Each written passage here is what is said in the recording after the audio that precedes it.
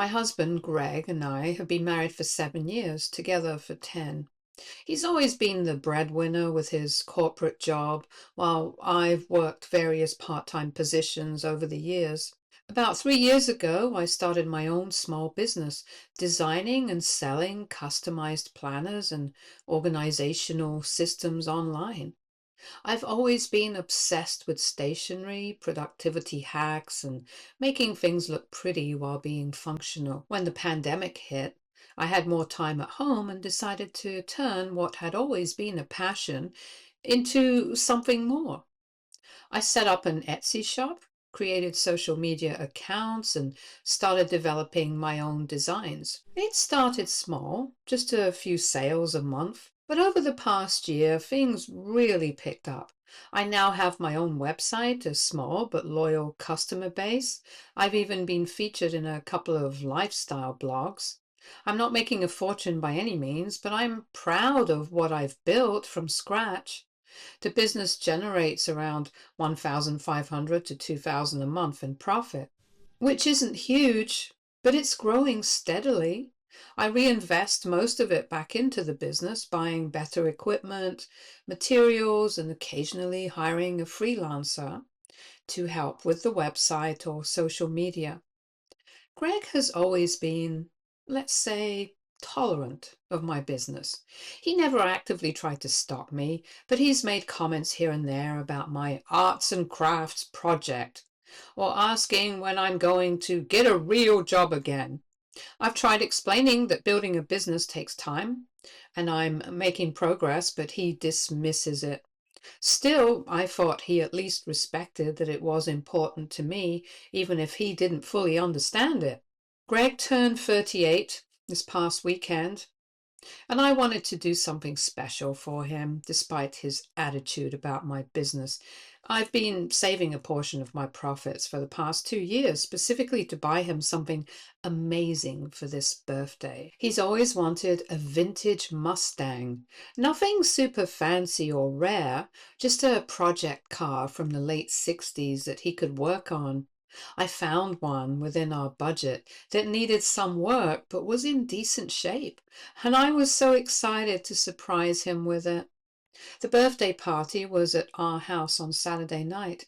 About 20 people, mostly Greg's friends from work and a few of our mutual friends. The evening started off great. I had spent all day cooking, cleaning, setting everything up.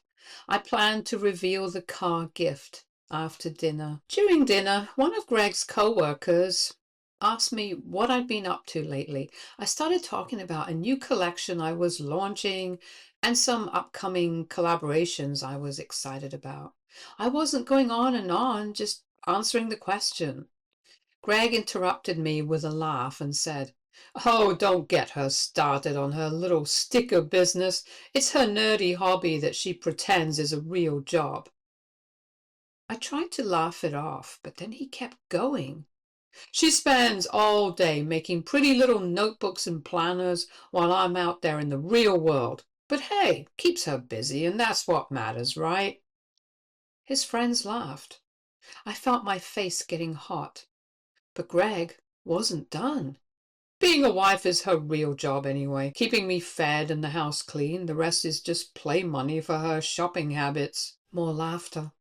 I sat there frozen, humiliated in front of everyone. 7 years of marriage, and this is what he truly thought of me.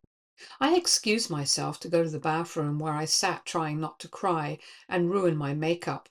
I decided I wouldn't let him ruin the night. I'd give him his gift. We'd talk about his comments tomorrow when everyone was gone. When I came back, Greg was in the middle of opening his presents. I waited until he was done and then announced I had a special surprise for him. I asked everyone to come outside to the driveway, where I had arranged for a friend to park the Mustang while we were having dinner. The look on Greg's face when he saw the car with a big bow on it, I'll never forget it. Pure shock and joy. Everyone was impressed, and for a moment I felt vindicated. I handed him the keys, the title, both in his name already, and he hugged me tight, whispering, "Thank you," in my ear. Then one of his friends said, Wow, Greg, maybe her little business isn't so little after all. And Greg, still on a high from the gift, replied, Nah, this must have been all her housewife's savings. No way her sticker shop paid for this. Everyone laughed again, including Greg, right there, with the keys to the car I had sacrificed and saved for in his hand. Something in me just broke. I smiled, turned to everyone and said, Actually, every penny came from my stupid little hobby that isn't a real job. I've been saving for 2 years to buy this for you. The smile fell from Greg's face before he could say anything. I continued, now addressing the whole party. But it seems like Greg considers my real contribution to be cooking and cleaning, so I guess those should be my real gifts to him. Enjoy the leftovers, everyone. I'm done for the night. I grabbed my purse, got into my car, and drove away. I could see Greg in my rearview mirror standing in the driveway next to his new car, looking confused and angry. I drove to a hotel and checked in for the night. My phone blew up with texts and calls from Greg, ranging from confused to angry to apologetic. I didn't answer any of them. The next morning, I texted him simply, I'll be back tomorrow to get some of my things. We need to talk about what happens next. That was Saturday night. It's now Monday, and I've been in this hotel room trying to figure out what to do. I know I should go home and face this, but every time I think about what he said, I feel sick. I worked so hard on that business, and even harder to save for his gift, and in one evening, he made it all seem worthless. So, Reddit, am I overreacting? Should I have just laughed it off as party banter? Is this worth potentially ending my marriage over? What about the car? The title is in his name already, but morally, do I have the right to take it back somehow? Update 1. First, I want to thank everyone who commented on my original post. The support and advice really helped me gain some perspective when I was feeling confused about the whole situation. I returned home on Monday afternoon as planned. I texted Greg that morning, letting him know when I'd be there and asking for some space to pack additional things. When I arrived, he was waiting in the living room. The house was noticeably cleaner than usual. I assume his attempt to show he could handle household responsibilities. Greg immediately started apologizing when I walked in. He said he'd spent the weekend thinking about what happened and acknowledged how inappropriate his comments were. According to him, he was just trying to be funny and fit in with his co-workers, and he didn't actually view my work or role in our marriage the way his comments suggested. He insisted he was proud of what I'd built and was ashamed of his behavior. I listened to his apology without interrupting, and when he finished, I explained my perspective. I detailed how his words at the party had affected me, but also pointed out this wasn't an isolated incident. There had been countless small comments over the years that diminished my business.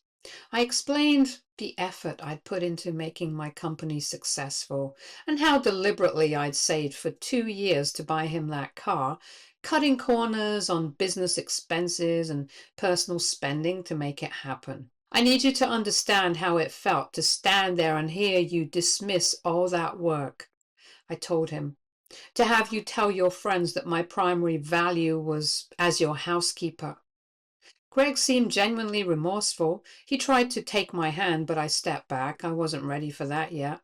He apologized again and promised he'd never speak about me or my business that way again.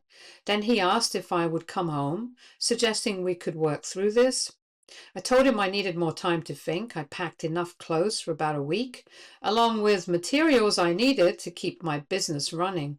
As I was leaving, Greg asked about the car. He mentioned he hadn't driven it since the party because it didn't feel right given the circumstances. The car is yours, I told him. I bought it for you, and I meant it as a gift. What you do with that gift is now up to you. I've been staying at my sister, Kate's place since Monday. She's been supportive without being pushy, letting me set up a temporary workspace in her guest room and listening when I need to talk things through. She hasn't pressured me one way or another about my marriage, which I appreciate. I've also scheduled a few virtual sessions with a therapist to help process everything more objectively. Yesterday, Greg texted me a photo that caught me off guard. He had listed the Mustang for sale online with a note saying, "I don't deserve this gift. Proceeds will go towards supporting my wife's business." When I called to ask what he was doing, he explained he wanted to demonstrate his commitment to making amends. I told him not to sell the car. That wasn't the point, and grand gestures weren't what I was looking for. What I needed was genuine respect, not just in words, but consistently in actions. I suggested that what might actually help was marriage counseling. He agreed without hesitation, which was somewhat surprising given his previous resistance to therapy. We've scheduled our first appointment for Friday. I'm not moving back home yet. This separation is giving me clarity I've needed for a while, and part of me still cares deeply for Greg and wants to believe we can address these issues. Another part wonders if this incident merely revealed problems that have always existed in our relationship. One unexpected development from this situation is gaining a clearer perspective on my business. Being away from the subtle undermining I'd grown accustomed to, I've had space to objectively review my operation. Looking carefully at my numbers and business model, I realize I've been undervaluing both my products and my time. With some straightforward adjustments to my pricing structure and product lineup, I could potentially increase my monthly income significantly by year's end. I've also connected with a small business advisory service that operates in our county. They've paired me with a mentor named Diane, who has 15 years of experience in e-commerce and product development. She's already identified several opportunities I've been missing and is helping me develop a more comprehensive business plan with realistic growth projections. For the first time, I'm seeing the potential for my business to become more than supplemental income. With the right strategies, it could develop into a sustainable career path that could support me independently if necessary. That knowledge gives me a certain confidence I didn't have before. My sister has noticed the change too. Yesterday, she commented that I seemed more focused and energized than she's seen me in years. "It's like you finally have the space to be yourself," she said. I hadn't realized how much energy I was spending navigating around Greg's perception of my work until I didn't have to anymore. That said, I'm trying to remain practical about everything. I'm not making any permanent decisions about my marriage based on a single incident, no matter how hurtful it was. The counseling session on Friday will provide valuable insight into whether Greg and I can find common ground and mutual respect. I've been reflecting on patterns in our relationship that I previously overlooked or dismissed. Greg has always been somewhat traditional in his views of marriage, which hasn't always aligned with my more independent tendencies. These differences were manageable when I was working various part-time jobs, but as I've developed my own business and identity separate from our marriage, the friction has increased. Our conflict resolution patterns are problematic too. When issues arise, Greg tends to make jokes or minimize concerns, while I often withdraw rather than push for resolution. Over time, this has created a backlog of unaddressed problems that we've both pretended don't exist. I spoke with my parents briefly yesterday. They've always liked Greg and were surprised to hear about what happened. My mom, ever the peacemaker, suggested I might be overreacting to just a few thoughtless comments. My dad, to his credit, disagreed with her. "If someone doesn't respect your work, they don't fully respect you," he said. Coming from my traditionally minded father, that validation meant a lot. Greg has texted me daily with updates on small changes he's making around the house, organizing the garage, cleaning out the spare room, researching business planning software. he thought might help me. These gestures are appreciated, but feel somewhat superficial compared to the deeper issues we need to address. I'm approaching our counseling session with cautious optimism. I've written down specific examples of behavior patterns I want to discuss, trying to focus on observable actions rather than assumptions about Greg's intentions. I want to be fair while also being honest about my needs and expectations. The car situation still feels unresolved. While I told Greg to keep it, part of me is uncomfortable with him having such an expensive gift after what happened. But attempting to reclaim it would only complicate matters further and shift focus away from the real issues. For now, it's simpler to let it be. My business operations haven't missed a beat during all of this. In fact, I launched a small collection of specialized project planners on Monday that had been in development for weeks, and the initial sales have exceeded my projections. Several repeat customers have placed larger orders than usual.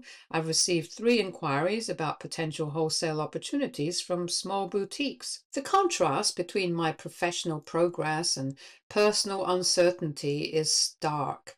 In one area of my life, everything's moving forward with increasing momentum. In the other, I'm fundamentally reassessing 7 years of marriage and what I want for my future. I'm trying to take things one day at a time. I've established a routine at Kate's place, working during the day, having dinner together in the evening, and taking long walks before bed to clear my head. The physical distance from our home and the situation has been essential for maintaining perspective. Greg and I have agreed to limit our communication to essential matters until our counseling session, giving us both space to reflect. He seems to be respecting this boundary, which is a positive sign. I'll update again after our counseling session on Friday. Thank you all again for your support and insights. Having an objective sounding board has been invaluable in processing this situation. Update 2. It's been a roller coaster few days since my last update. The counseling session on Friday was intense, to say the least. I want to share what happened because it's helped me gain some clarity that I didn't have before. Our therapist, Dr. Reeves, is a kind but no-nonsense woman in her 50s who specializes in couples counseling. She started by having us each describe what happened at the party from our own perspectives. I went first, recounting the events much as I did in my original post. Greg's version was similar in terms of events, but his interpretation was quite different. He admitted making the comments, but claimed he was just playing to the crowd and didn't think I would take it so seriously.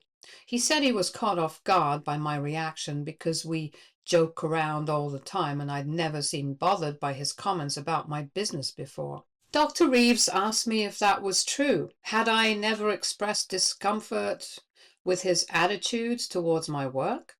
I explained that I had brought it up multiple times over the years, but Greg would always dismiss my concerns, saying I was being too sensitive or that he was just teasing.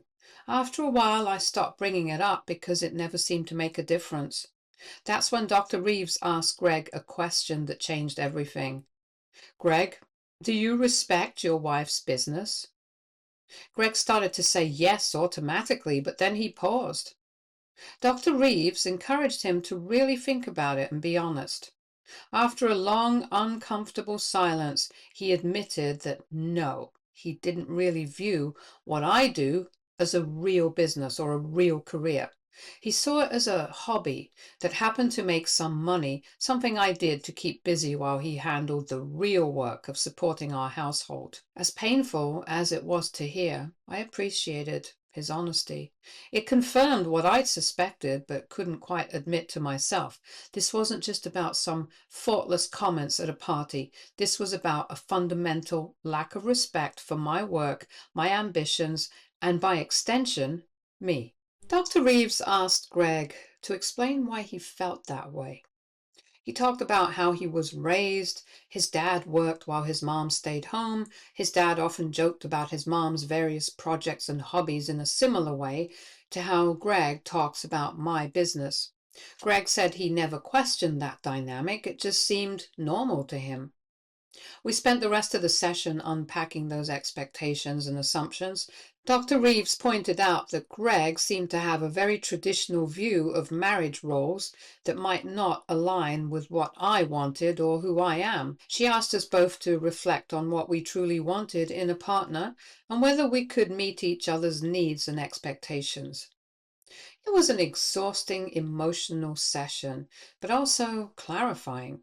We agreed to continued therapy with our next session scheduled for next week, and we also agreed that I would continue staying at my sister's for now. After the session, Greg and I went for coffee to continue talking. He seemed genuinely shaken by the realization of his own biases. He apologized again, but this time it felt different. Less about getting me to come home and more about acknowledging the hurt he'd caused. He told me he'd been doing a lot of thinking and realized he'd never really taken the time to understand my business. He asked if I would be willing to show him exactly what I do, my designs, my website, my business plan, and financials. He wanted to see the work that goes into it, and he'd been dismissing for years. Yesterday morning, I met him at our house and spent several hours walking him through every aspect of my business. I showed him my design process, my marketing strategy, my customer feedback, my financial projections. I explained the research and planning that goes into each product line and the skills I've had to develop along the way. For perhaps the first time, Greg really listened. He asked thoughtful questions and seemed genuinely impressed by the complexity and professionalism of what I've built. By the end of our conversation, he said something that meant more to me than any apology. I was wrong. This isn't a hobby, this is a real business, and you're really good at it. That afternoon, we spent some time just being together, not talking about the conflict or making decisions about our future, but simply reconnecting as people who care about each other. We went for a drive in his regular car. He still hasn't driven the Mustang. Got takeout from our favorite restaurant and sat in the park eating and talking about lighter topics. As for the Mustang, Greg has decided to keep it after all, but he's made a significant gesture that means a lot to me. He's going to help me set up a proper home office in our spare room, which has been functioning as a storage space, occasional guest room. He's already started clearing it out and asked for my input on how I'd want it designed to best support my work. I'm still staying at my sister's for now. I need the emotional space to process everything and to continue focusing on my business without falling back into old patterns. But for the first time since the party, I'm feeling cautiously optimistic that Greg and I might find a way forward together. Not by going back to how things were, but by building something new based on mutual respect and a better understanding of each other. The fundamental issues in our marriage didn't appear overnight, and they won't be resolved overnight either. I feel like we're finally having the honest conversations we should have had years ago. Where that leads us remains to be seen. I'll update again in a few days after our next therapy session, and once I've had more time to think about what I want for my future, both for my business and my marriage. Update 3. It's been almost a week and a half since the birthday party incident, and I can hardly believe how much has changed in such a short time. I want to thank everyone who's followed along with my updates and offered support and advice. Writing these posts and reading your responses has been incredibly therapeutic for me during this difficult time. Greg and I had our second counseling session with Dr. Reeves yesterday. Unlike the first session, which was focused on identifying the problem, this one was centered around actionable steps we could take to rebuild trust and establish a healthier dynamic in our relationship.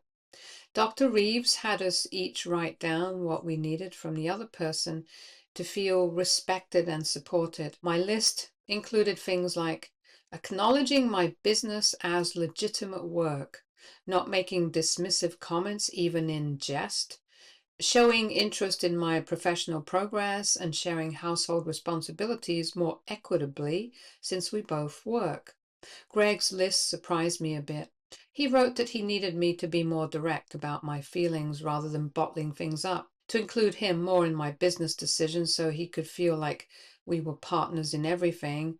And this was the surprising part. He needed me to challenge his outdated thinking more often. He admitted that he falls back on the patterns he learned from his parents, and sometimes he doesn't realize when he's being unfair or disrespectful until it's pointed out to him. Dr. Reeves helped us develop a communication strategy that involved regular check-ins about how we're feeling and specific language we can use when old patterns emerge. She also suggested we each spend some time reflecting on our individual identities apart from the marriage, what we want from our careers, our personal growth, and our futures. After the session, Greg and I went back to our house together. He had something to show me. The spare room had been completely transformed into a functional home office. He'd cleared out all the storage items, painted the walls in my favorite color, set up a large desk with proper lighting, and installed shelving for my supplies and samples. He'd even hung up framed prints of some of my most successful planner designs. I was speechless. It wasn't just the physical space, which was wonderful, but the thought and effort he put into creating everything specifically for my business. It was tangible proof that he was taking me seriously. I wanted you to have a real workspace, he said, a place where you can grow your business without compromises. We spent the evening talking more openly than we have in years. Greg confessed that part of his dismissive attitude towards my business stemmed from his own insecurities. He'd always defined his worth by being the provider, and as my business grew more successful, he feared becoming less necessary. It wasn't rational, he knew, but it had colored his reactions without him fully realizing it. For my part, I acknowledged that I'd kept him at arm's length from my business, partly as a protective measure. After years of dismissive comments, I'd stopped sharing my success and challenges with him because I didn't want to expose myself to more criticism. This had created a cycle where he knew less and less about what I was actually doing, making it easier for him to minimize it. The conversation wasn't easy, but it felt like we were finally being honest with each other. By the end of the night, I decided to spend the night at home for the first time since the party. Yesterday morning, I woke up to the smell of coffee and found Greg in the kitchen making breakfast. He had the day off from work and asked if he could spend it with me, learning more about my business. We spent hours going through my upcoming project, brainstorming ideas for new product lines and talking about my goals for expansion. He asked smart questions and offered perspectives I hadn't considered. It felt like having a business partner rather than someone looking over my shoulder. In the afternoon, Greg suggested we take the Mustang for its first proper drive. As we cruised along the coast with the windows down, he told me he'd been doing a lot of soul searching about his behavior at the party and throughout our marriage.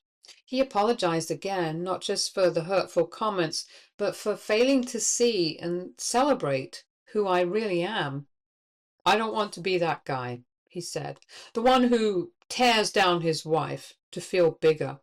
I want to be the kind of husband who's proud to tell everyone about the amazing woman he married and the incredible things she's accomplished. When we got home, I made a decision. After careful consideration, another long talk with Greg, I've decided to move back home.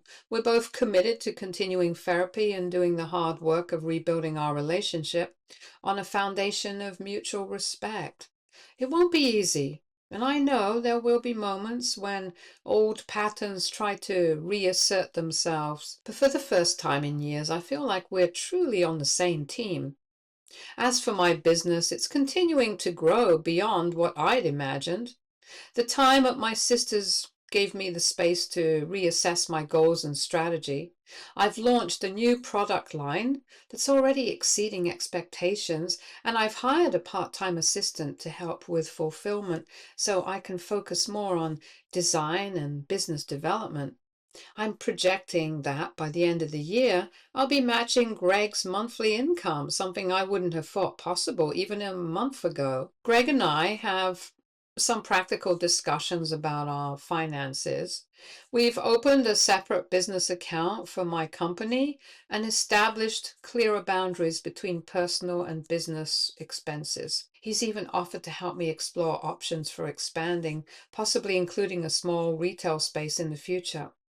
The Mustang sits in our garage now, a symbol of both pain and growth. Greg has been working on it bit by bit, and sometimes we work on it together on weekends. He likes to joke that the car and our marriage are similar projects, both classics with good bones that needed some serious restoration work. I'm still cautious about the future, and I know we have a long road ahead of us.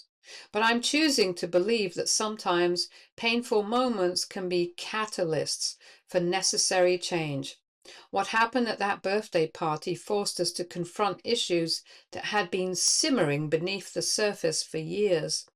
It was horrible to go through, but I'm grateful for the clarity and growth that has come from it. To anyone reading who might be in a similar situation, where your work or passions are being dismissed by someone who should be supporting you, please know that you deserve respect. Sometimes people can change and relationships can be rebuilt, as I'm hoping Greg and I are proving. But that change can only happen when both people acknowledge the problem and commit to doing better. Thank you all again for your support throughout this journey. Your encouragement has meant the world to me during this challenging time. TLDR. After my husband mocked my business at his birthday party, I left with the car I'd bought him. Through therapy, honest conversations, and concrete actions to support my business, including setting up a proper home office for me, he's demonstrated that he's committed to changing his perspective and behavior. I've moved back home, my business is thriving more than ever, and we're working on rebuilding our relationship with a new foundation of mutual respect. Stay tuned for more stories from our girl relationships.